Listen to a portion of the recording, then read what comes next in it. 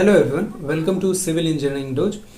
आज मैं जो वीडियो बना रहा हूँ उसका ये पर्पस है कि अभी जो आपका लेटेस्ट एग्ज़ाम जो आने वाला है वो एसएससी जेई मेंस का एग्ज़ाम होना है, डीएफसीसीएल का एग्ज़ाम होना है, राजस्थान जेई का एग्ज़ाम है और कुछ एग्ज़ाम हैं जैसे बीपीएससी एई का एग्ज़ाम जो है शेड्यूल्ड है। अभी बीपीएससी एई का जो है वो आया नहीं है कि एग्ज़ाम वगैरह का होगा या नहीं होगा, ठीक है। तो अभी हम लोग मेनली फोकस करते हैं एसएससी जेई मेंस के लिए। डीएससीसीएल का भी डेट आउट हो चुका है कि आपका 27, 28, 29 और 30 को होना है, तो उसको ही हम लोग साथ में देखते चलेंगे। और एक डिटेल वीडियो मैं डीएससीसीएल के लिए लाने वाले हूँ कि किस तरह से हम लोग उसका प्रिपरेशन करें। बहुत लोग कर रहे होंगे अच्छे से, उसमें और क्या सा मॉडिफिकेशन या और क्या ऐड कर सकते हैं हम लोग। बेसिकली ये वीडियो जो है वो एसएससी जेई मेंस 2020 के लिए है।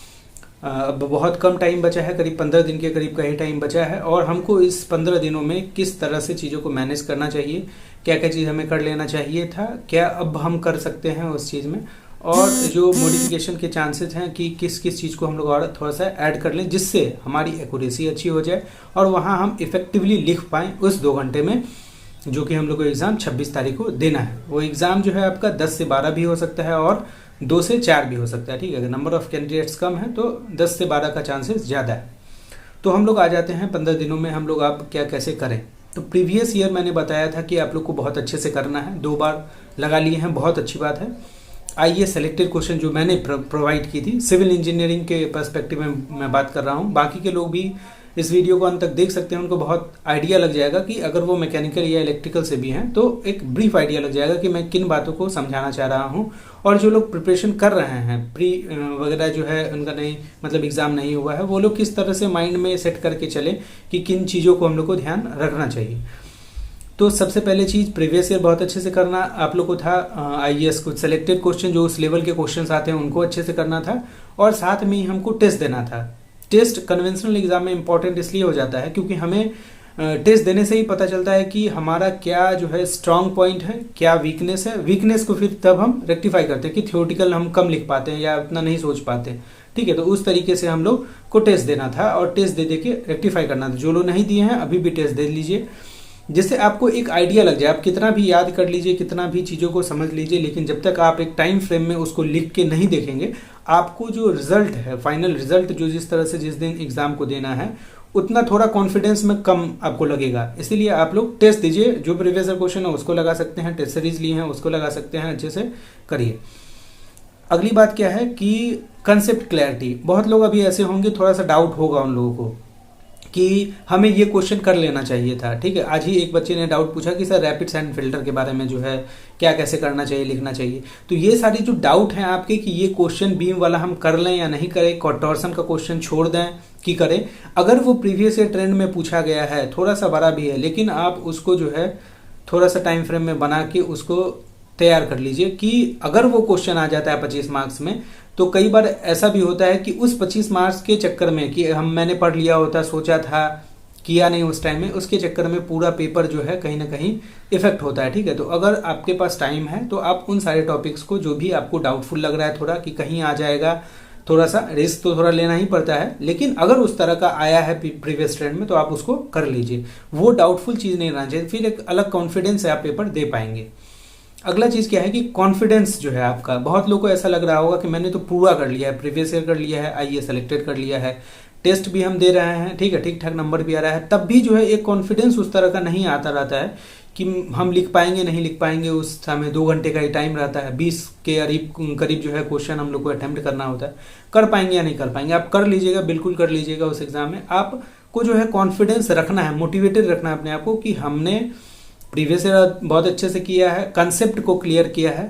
प्रीवियस ईयर सिर्फ करने का मतलब ये नहीं है कि हम उसको रट रहे हैं या सिर्फ याद कर रहे हैं, उसको समझना है क्लैरिटी के साथ कंसेप्ट में। अगर थोड़ा सा जहाँ इफेक्टिव लेंथ की जगह जो है आपको ऐसे ही स्पैन लेंथ दे दिया है, अगर आप वहाँ समझ नहीं पाए कि बीम में हमें इफेक्टिव चेक करना था और फिर बेंडिंग मोमेंट वाले फार्मूला में पुट करना था, तो फिर तो दिक्कत हो जाएगा। आप डायरेक्टली नहीं कर सकते हैं कि हम एक फॉर्मेट या क्वेश्चन भी समझना एक जो है कला है, आपको क्वेश्चन भी समझना होगा कि क्वेश्चन में क्या चेंज किया है। बहुत बार ऐसा लगता है कि सेम क्वेश्चन रिपीट हो गया है, लेकिन जब हम पेपर दे के आते हैं फिर हमको लगता है कि क्वेश्चन में तो ये अलग दे दिया था, इसका डेटा तो हमको, जैसे बीओडी वाला जो क्वेश्चन है कि इसको तो हमको 10 टू दी पावर में नहीं करके ई टू दी पावर में करना था, ठीक है। तो वो सारी चीज़ को हमको थोड़ा सा बारीकी से पढ़ना, क्वेश्चन को बहुत अच्छा। हम लोग के जो बहुत सारे टीचर हैं उन्होंने बताया कि क्वेश्चन हमको पढ़ना ही नहीं आता है, तो वो बिल्कुल सही कहते थे। क्वेश्चन पढ़ना नहीं आता, इस कारण से क्या होता है 25 से 30 मार्क्स का क्वेश्चन हम लोग एक सिली मिस्टेक के कारण पूरा क्वेश्चन गलत कर देते हैं। और सब्जेक्टिव एग्जाम में तो आप लोग समझ ही रहे हैं कि एक बार अगर गलत हो गया तो पूरा अप्रोच, टाइम का टाइम गया, स्पेस का स्पेस गया, क्योंकि आप सिस्टम है, स्पेस भी लिमिटेड है। बहुत ध्यान से, बहुत एकदम कूल माइंड में पेशेंस होकर न्यूमेरिकल जब भी सॉल्व करना है, पेशेंस रख के सॉल्व होना, थोड़ा टाइम लगेगा लेकिन सॉल्व हो जाएगा, आंसर आ जाएगा। उसके बाद कॉन्फिडेंस भी आपका अच्छा हो जाएगा। अब कुछ चीज़ें मैं सिविल इंजीनियरिंग पर्सपेक्टिव में बता रहा हूँ, कुछ सब्जेक्ट्स को, किन किन टॉपिक्स को आपको टच करना चाहिए था, मतलब उसको कर लेना चाहिए था। अगर आप अभी ये सुन रहे हैं तो उसको एक पेज में लिख के आप टिक मार्क करके इस क्वेश्चन को जरूर से एक बार रफली भी जरूर कर लें कॉपी में, कि जिससे आपको जब एग्जाम में लिखे तो एग्जीक्यूट अच्छे से कर पाए। तो स्टार्ट करते हैं हम आरसीसी से, कि आरसीसी में किन किन टॉपिक्स को जो है हम लोग को कर लेना चाहिए था। तो एक क्वेश्चन जो आता है WSM LSM में डिफरेंस वगैरह, उससे रिलेटेड जो एजम्पशंस वगैरह है उस चीज़ों को हम लोग को तैयार कर लेना है।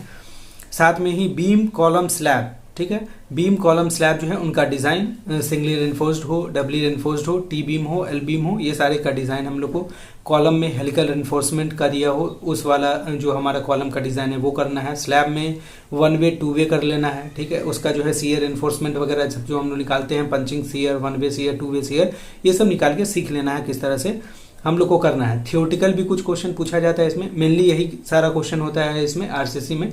जो थियोरटिकल क्वेश्चन पूछा जाता है उस थियोरटिकल में आप लोग एजम्पशंस वगैरह जो है, अंडर रेनफोर्स, ओवर रेनफोर्स क्या होता है, इस सब के बारे में कुछ जो रूल्स हैं उस रूल्स वगैरह को हम लोग को ध्यान में रखना है कि अगर वो 10 मार्क्स में पूछा जाता है या 15 मार्क्स में तो हम लोग कर सकें।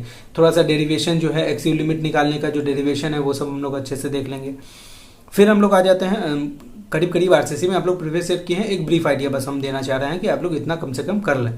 सॉइल मैकेनिक्स में आप लोग को देखना है कि प्रॉपर्टीज ऑफ सॉइल जो है बहुत अच्छे से एक एक डेटा, वाइड रेशियो है, डेंसिटी इंडेक्स है, लिक्विडिटी इंडेक्स है, सबको अच्छे से, थिक्सोट्रॉफी है, सेंसिटिविटी है, सबको अच्छे से जो है डेफिनेशन भी समझना है उसका, न्यूमेरिकल वो अगर वो पूछ रहे हैं तो वो क्या पूछना चाह रहे हैं ये समझ के फिर जो है निकालना है, टोटल स्ट्रेस निकालना है या इफेक्टिव निकालना है, ये सब ध्यान में रखना है, ठीक है। फिर कंसोलिडेशन टॉपिक है, तो कंसोलिडेशन में आपको पता है कि सेटलमेंट वगैरह पूछा जाता है, आपका 2 वे 1 वे जो है ड्रेनेज सिस्टम होता है उससे रिलेटेड पूछा जाता है, आपका हॉरिजॉन्टल और वर्टिकल जो परमिएबिलिटी होता है उससे पूछा जाता है, तो ये सारे चीज़ को ध्यान रखना है।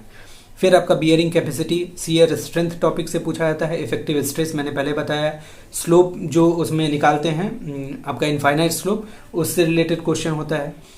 फिर हम लोग इरिगेशन टॉपिक पे आ जाते हैं, इरिगेशन भी ये सब वेटेज वाइज में बता रहा हूँ कि प्रीवियस ईयर में देखा गया है कि अच्छा खासा क्वेश्चन जो है अच्छा खासे नंबर से पूछा गया है, तो इसलिए आप लोग इन टॉपिक्स को ध्यान रखें और जरूर से एक बार रिवाइज कर लें उसको। पेन से ही आप रफली बीम का ही डिज़ाइन करना है तो रफली आप कर दीजिए कि हाँ इतना मोमेंट इक्वल टू इतना 0.36 करके, और उसको निकाल के देख लीजिए हाँ हम इतना कर पा रहे हैं कि एग्जाम में आपको इफेक्टिवली कर पाए। इरिगेशन टॉपिक में ड्यूटी, डेल्टा, ये सब का डेफिनेशन, कुछ डायग्राम है, कुछ फार्मूला है, वो सबको डिराइव करना। फ्रीक्वेंसी ऑफ इरिगेशन वगैरह निकालने का क्वेश्चन जो आता है वो, क्यूआर डेप्थ क्या होता है। फिर इरिगेशन में आपको लैसिस थ्योरी से चैनल डिज़ाइन जो पूछा जाता है, लैसिस तो बहुत फेवरेट क्वेश्चन है, बार बार पूछते हैं वो लोग। डिज़ाइन जो है वो इकोनॉमिकल जो है आपका कौन सा चैनल सेक्शन होगा उसका डेरिवेशन, कुछ उसका टर्मिनोलॉजी है कि बी इक्वल टू विड्थ क्या होगा, रेडियस क्या होगा, ठीक है, जो हाइड्रोलिक रेडियस वगैरह होता है, ये सब हमको ध्यान में रखना है। फिर सोम जो आता है, सोम में जो फेवरेट उन लोगों का क्वेश्चन होता है वो SFD PMC उन लोग पूछते हैं, तो थोड़ा सा टफर साइड में भी हो सकता है। पिछले बार जैसे कि इजी क्वेश्चन पूछ दिया गया था 30 मार्क्स में, ठीक है, जस्ट हमको लगता है शियर फोर्स या बेंडिंग मोमेंट एक एक क्वेश्चन लिखना था और सिर्फ कर जाना था, तो 30 मार्क्स का क्वेश्चन है तो अपने हिसाब से थोड़ा सा हम लोग जो है एक्स्ट्रा करके कि 30 नंबर के हिसाब से लिख के आ जाए। कि इन्विजिलेटर का क्या होता है कि वो बहुत सारे कॉपी को देखते रहते हैं और कॉपी देखते देखते क्या होता है कि उन्हें का आइडिया लग जाता है कि इतना लिखेगा तो हम इतना मार्क्स दे देंगे, ठीक है, क्योंकि हमेशा जो है पॉसिबिलिटी बनती रहती है हर एक क्वेश्चन में। कोई बच्चा उसका जो है पूरा सेक्शन निकाल दिया और कोई बच्चा सिर्फ सेक्शन मतलब जो है इक्वेशन लिख दिया, ठीक है, तो मार्क्स में थोड़ा सा वेरिएशन आ ही जाएगा। रीजन्स पे डिपेंड भी करता है कि अलग अलग रीजन्स में कॉपी कहाँ गया है, कैसे फैकल्टी हैं वो किस तरह से चीज़ों को लेते हैं, उस पर भी डिपेंड करता है कॉपी चेकिंग का, तो उस चीज़ों को ध्यान रखेंगे। फिर SFD BMD करना है, स्लोप डिफ्लेक्शन से क्वेश्चंस आते हैं उसको देखना है, डबल इंटीग्रेशन मेथड वगैरह जो है सीख लेना है, कभी कभी मेंशन कर देते हैं वो लोग, डबल इंटीग्रेशन से आप लोग को सॉल्व करना है। फिर शियर स्ट्रेस निकालने के लिए पूछते हैं, टॉर्सन से कुछ क्वेश्चन पावर वगैरह निकालने से, या डायमीटर का रेशियो वगैरह निकालने के लिए पूछ सकते हैं। बेंडिंग स्ट्रेस से आपको पूछ सकते हैं। फिर moment of inertia different sections का थोड़ा सा आप लोग निकालने के लिए, जैसे ट्रायंगल का ही हो गया, आई सेक्शन का हो गया, सर्कुलर सेक्शन का, सबका जो है मोमेंट ऑफ इनर्शिया वगैरह जो है, चैनल सेक्शन का हो गया, मोमेंट ऑफ इनर्शिया निकालना जरूर से सीख लेंगे। कहीं ना कहीं जैसे मान लीजिए स्टील में ही प्लास्टिक मूवमेंट निकालना पूछता है या शेप फैक्टर निकालने पूछता है, तो वहां आपका यूज आ जाएगा, तो सीख जरूर से लीजिए उसको। मतलब कोई भी डाउट हो इस बार क्वेश्चन में तो आप लोग जरूर से क्लियर करके उसको जाएं एग्जाम में। फिर सीयर सेंटर का डेफिनेशन, उसका भी कुछ चैनल सेक्शन का फॉर्मूला है, वो सब ध्यान में रखिए। फिर हम लोग आ जाते हैं किस पे कि हाईवे में क्या है कि एसएसडी पूछता है, ओएसडी पूछता है, जो फेवरेट क्वेश्चन जो पीछे ईयर आया हुआ है उसको तो बहुत ही अच्छे से करना है। उसमें भी जो है कुछ मैंने अपने टेस्ट में एक क्वेश्चन डाला था एक्स्ट्रा वाइटनिंग का, जो है उसमें अगर 300 मीटर से ज़्यादा रेडियस होता है तो वो हम लोग उसको नेगलेक्ट करते हैं, ठीक है। तो वो सब चीज़ों को ध्यान रखना है कि किस तरह से कहाँ पे क्या नेगलेक्ट करना है, कौन सा डेटा हम लोग को मेमोराइज भी करके जाना है, कि वहाँ पे एग्जाम में वैसे टेबल रहता है लेकिन अगर नहीं रहे तो इंटरपोलेट वगैरह करके हम लोग निकाल सकें। लेंथ ऑफ ट्रांजिशन कर्व के बारे में हम लोग पढ़ लेंगे। ट्रैफिक इंजीनियरिंग से कुछ टॉपिक्स हैं जैसे कि ओरिजिन स्टडी, ठीक है, इस सब के बारे में पढ़ लें। फिर आपका डिफेक्ट्स ऑफ पेवमेंट्स वगैरह जो है उससे पूछता है कुछ क्वेश्चन। वाटर बाउंड मेकोडेम से पूछता है। बिटुमिनस पीट क्या होता है उससे। एक पूरा डायग्राम आता है रोड का जिसमें कि शोल्डर कर्व ये सब सारा मेंशन रहता है विद डिस्टेंस, तो आपका एक स्केच बनाने के लिए बोल सकता है, ठीक है। तो वो सब देख लीजिए। रिजिड और फ्लेक्सिबल पेवमेंट में क्या डिफरेंस होता है। विस्कोसिटी उसका बहुत टेस्ट है, वो टेस्ट के बारे में पूछ सकते हैं। आपका बिटुमिन का जो टेस्ट होता है वो उसके बारे में आप लोग अच्छे से देख लीजिए। फिर हम लोग सर्वेइंग में आते हैं। सर्वेइंग में क्या है कि कुछ डेफिनेशन है स्टार्टिंग में। Plane surveying, geodetic, local attraction क्या होता है, बियरिंग क्या होता है, ये सब के बारे में। कंपास सर्वेइंग ये सब क्या होता है। इसका जो न्यूमेरिकल पूछा जाता है वो इंटीरियर एंगल निकालने के लिए लोकल अट्रैक्शन वगैरह गिवन होता है। फिर ये फिक्स टाइप का क्वेश्चन है, ये आपको अच्छे से सीख लेना है। 2-3 बार प्रैक्टिस कीजिएगा, एकदम आइडिया लग जाएगा, क्वेश्चन देखते ही सॉल्व कर सकते हैं उसको। फिर लैटिट्यूड एंड डिपार्चर से क्वेश्चन लेंथ या बियरिंग निकालने के लिए पूछ देता है। कोई एक अननोन रहता है या 2 अननोन रहता है, उससे निकालना होता है। करेक्शन से कुछ क्वेश्चन आपको पूछे जाते हैं, लेंथ, पुल करेक्शन, सैग करेक्शन, इस सब से रिलेटेड। तो थोड़ा इस सबको जो है देख के हम लोग जाएंगे, एक बार रिवाइज करके जाएंगे जरूर से। फिर हाइड्रोलिक्स है आपका, तो हाइड्रोलिक्स में जो है आपका जो फ्लूइड मैकेनिक्स है उसमें फ्रिक्शन से related question, losses, friction loss से पूछा जाता है। पाइप फ्लो से पूछा जाता है। मशीन से कुछ पेल्टन व्हील है, सेंट्रीफ्यूगल पंप है, वो सबसे पूछा जाता है क्वेश्चन। तो प्रीवियस ईयर जो क्वेश्चन आए हैं कम से कम उतना जरूर, बहुत लोगों को दिक्कत होता है फ्लूइड वाले पोर्शन में, तो कम से कम उतना जरूर करके जाए जो प्रीवियस ईयर जिस टाइप का पूछा गया है, कि अगर वो रिपीट होता है तो आप लोग कर सकते हैं, नहीं तो कुछ थोड़ा ना थोड़ा तो रिस्क लेना ही पड़ता है लोगों को। तो उस बेसिस पे प्रॉपर्टीज ऑफ फ्लूइड जो स्टार्टिंग वाले चैप्टर में आपको न्यूटन्स लॉ ऑफ विस्कोसिटी उस पे बेस्ड जो कुछ क्वेश्चंस होते हैं, सरफेस टेंशन वगैरह से रिलेटेड जो कुछ क्वेश्चन होता है उस सबको आप लोग थोड़ा बहुत सॉल्व करके जाइए। आईएसपी फोर्स ऑफ बायंसी से जो आपका क्वेश्चन बनता है एक, उसको आप करके जाइए। फिर हम लोग आते हैं इन्वायरमेंट पे। इन्वायरमेंट में जो आपका क्वेश्चन है वो थ्योरेटिकल मोस्टली देखा गया है, थ्योरेटिकल। कुछ न्यूमेरिकल फिक्स टाइप का क्वेश्चन, जैसे सेप्टिक टैंक का डिजाइन, सेडिमेंटेशन टैंक का डिजाइन आपको पूछा जाता है। सीवर डिजाइन पूछा जाता है आपका। फिर रैपिड सैंड फिल्टर का डिजाइन पूछा जाता है। फिर प्रॉपर्टीज जो है कुछ जो स्टार्टिंग में हम लोग पढ़ते हैं कि एलम का क्या सिग्निफिकेंस है, क्या यूज होता है, या हार्डनेस से हम क्या समझते हैं, इस सब टाइप का जो थ्योरेटिकल चीज है। ग्रेट चैम्बर क्या होता है, ठीक है। फिर डिस्ट्रेस टैंक क्या होता है, ये सब सारा चीज जो है आप लोग को पढ़ना पड़ेगा। और अलग अलग जो बायोलॉजिकल आपका क्या है, बीओडी क्या होता है। फिर आपका बीओडी में अलग अलग तरह का एक टीओसी होता है। इस तरह का जो पूरा दिया गया है ना, तो आपका हो सकता है 10 या 15 नंबर में पूरा प्रॉपर्टीज टाइप का पूछ दिया जाए। फिर लास्ट वाले चैप्टर में एनवायरनमेंट में आपका कंपोजिशन वगैरह से रिलेटेड, कंपोस्टिंग वगैरह से रिलेटेड है कि किस तरह से हम लोग जो है डिकम्पोज करते हैं चीज़ों को, मतलब सी में करते हैं, रिवर में कैसे करते हैं, या इंडोर प्रोसेस क्या होता है, एनारोबिक एरोबिक जो है डिकम्पोजिशन क्या होता है, ठीक है। ये सब डेफिनेशन वगैरह जो है हम लोग को अच्छे से देखना है। फिर हम लोग देख लेते हैं क्या बिल्डिंग मटेरियल्स। बिल्डिंग मटेरियल्स में आपको सीमेंट बहुत अच्छे से पढ़ना है। सीमेंट के उसके कॉन्स्टिट्यूएंट्स के बारे में, उसका क्या मतलब काम होता है, इसका फंक्शंस क्या होता है, अलग अलग कॉन्स्टिट्यूएंट्स का, उसके बारे में पढ़ना है। जो आपका C3S होता है, C2S होता है, ए लाइट, बी लाइट जो हम लोग बोलते हैं, सी लाइट, ये सब जो है क्या कैसे बोलते हैं, उसको क्या नाम है। अलग अलग पोर्टलैंड सीमेंट है तो उसके बारे में, पोर्टलैंड पोजोलाना सीमेंट है तो उसके बारे में हम लोग को पढ़ लेना है।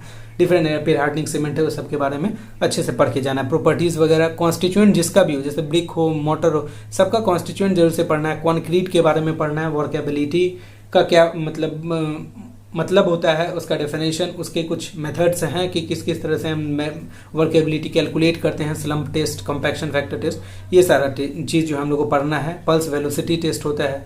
कुछ नॉन डिस्ट्रक्टिव टेस्ट होता है, कुछ डिस्ट्रक्टिव टेस्ट होता है, वो सब के बारे में थोड़ा पढ़ के चलना है। पिछले बार शायद रेडिएशन से रिलेटेड पूछ दिया गया था कि अल्ट्रा रेड जो होता है उससे किस तरह से हम लोग नॉन डिस्ट्रक्टिव टेस्ट जो है वो करते हैं, ये सारा चीज़।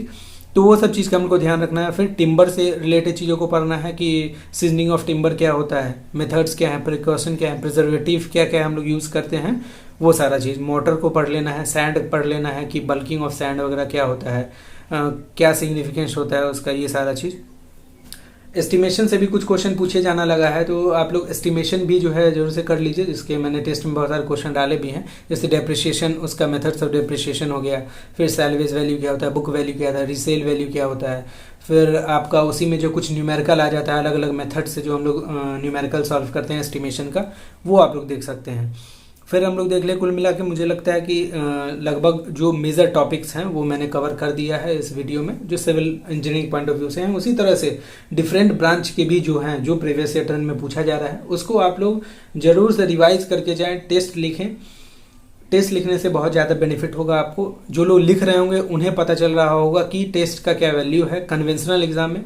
ऑब्जेक्टिव में क्या है कि कई बार हम लोग विदाउट टेस्ट सीरीज वगैरह के भी चले जाते हैं, तो कहीं ना कहीं कट ऑफ के आसपास मार्क्स वगैरह आ जाता है, मतलब है सिलेक्शन लेने से, ठीक है। तो आपको सबसे ऊपर रहना पड़ेगा, तब जाके सिलेक्शन होना है। और मेहनत इसी तरह करते रहना है। मात्र कुछ ही दिन बचा है, इस टाइम में आप फोकस्ड वे में, डिसिप्लिन्ड वे में करना है चीज़ों को। प्रीवियस ईयर रिवाइज करते जाना, जैसे न्यूज़पेपर पढ़ते हैं उस तरह से प्रीवियस ईयर को देखते रहना। आप लोग बहुत बार कर भी लिए होंगे उसको, क्योंकि सही बताएं तो 2020 एसएससी जेईई मेंस वालों को सबसे ज़्यादा टाइम मिला है 18 के बाद। 18-19 में बिल्कुल टाइम नहीं मिला था, 10 से 15 दिन का टाइम मिला था। जो आज मैं वीडियो बना रहा हूँ, इतने तारीख को ही उनका डेटा आया था कि आपका एग्जाम इतने को होना है, उस हिसाब से प्रिपरेशन करना पड़ता था। लेकिन आपको काफ़ी टाइम मिल चुका है, आप उस टाइम का इफेक्टिवली यूज़ करे होंगे। अभी जो टाइम बचा है उसको भी यूज़ करें और एक बेहतर रिजल्ट दें और सक्सेसफुल हो।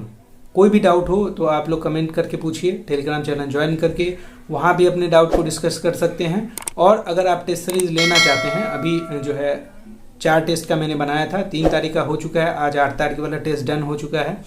आप लोग 15 और 20 तारीख का जो टेस्ट है आप उसको ले सकते हैं। और मैं एक और टेस्ट के लिए सोच रहा हूं कि एक फाइनल टेस्ट हो एग्जाम से पहले, 23 तारीख का मैं सोच रहा हूं। अगर बच्चों का रिस्पांस आया उसके लिए कि 23 तारीख को आप एक एग्जाम शेड्यूल, जो मैंने कुछ प्राइस उसके लिए फिक्स किया है, उसको लीजिए, तो मैं उसको स्टार्ट करूंगा। एक पोलिंग कराएंगे।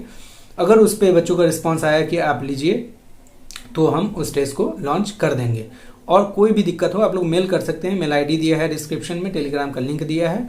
और बेहतरीन जो है आप लोग तैयारी कीजिए। DFCCL से रिलेटेड मैं एक वीडियो लाने वाला हूं, तो आप लोग को एक ब्रीफ आइडिया दे दूं कि किस तरह से आप लोग एग्जाम में जो है प्रिपेयर करें और अच्छा से अच्छा मार्क्स लाके सिलेक्शन लें। Okay, thank you.